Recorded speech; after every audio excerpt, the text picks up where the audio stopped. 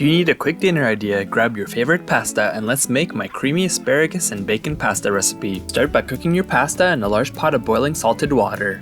Then we'll chop up our bacon and place it in a large frying pan. While it's cooking, prepare your asparagus by snapping off the bottom woodier ends, and then we'll cut the top ends and set them aside. For the rest of the asparagus, we'll chop them up in small little 1/4-inch pieces.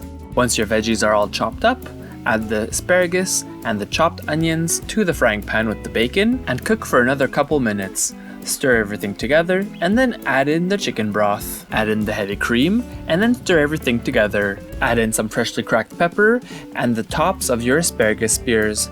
While the sauce is reducing, grate your Parmesan cheese. Add the cooked pasta to the sauce with the Parmesan cheese and stir everything to combine. Take off the heat, drizzle with some fresh lemon juice and stir it in. Garnish with some more Parmesan cheese and you're ready to serve. Optionally, you can garnish with some parsley and fresh lemon zest. Find the full recipe at frenchkisscook.com.